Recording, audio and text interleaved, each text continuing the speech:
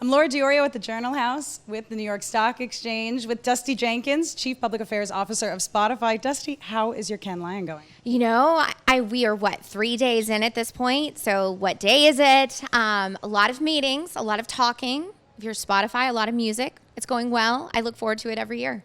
I feel like Spotify's been really getting me through it. In the morning, it's my podcasts. Midday, on my lunch walk, it's my music. So I really appreciate it. And that's not just for you. We've done a lot of research of late that shows like when you're on Spotify, you just sort of get this lift.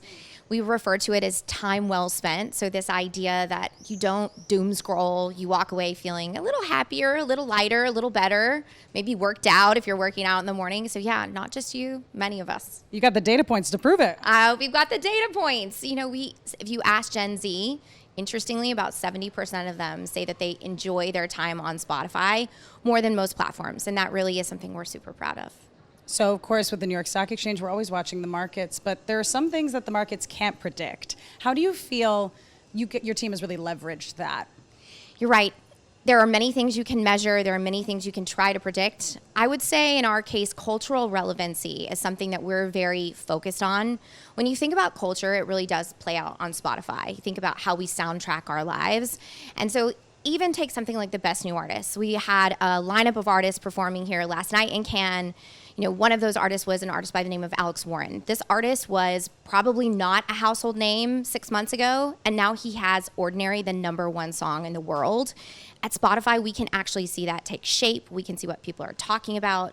We're embarking on summer. The songs of the summer is very much a part of culture. And so we get to kind of watch it all happen. When you think about podcasts, what people are talking about, we get to be a part of really all of that.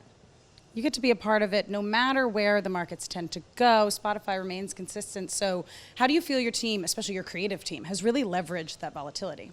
Yeah, when you think about the volatility on the whole, I think music is sort of a consistent. Good times, bad times, up markets, down markets. You know, music is something you turn to. I also think you want a lot of news and information. And so Spotify being just like a part of everyday lives, it is interesting. We dug into this as people were talking about the economy and all the things that are happening on a macroeconomic level. We've had about 40,000 playlists created that have something to do with the economy or recession. So interestingly, like people are turning to that when they're thinking about potentially their broke girl summer. Or when they're celebrating that something great happened for them at work. So it's really fun to watch that play out. But yeah, 40,000 of them. Really cultivating a safe space for your users. It's incredible. Well, thank you for joining me today. Thank you for having me. Fun to be here in Cannes.